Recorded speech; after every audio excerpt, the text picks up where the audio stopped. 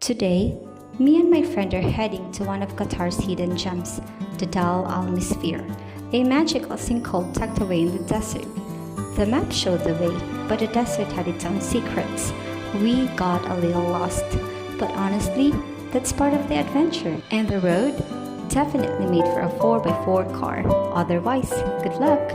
After a few dusty turns and getting lost, we finally arrived at our destination.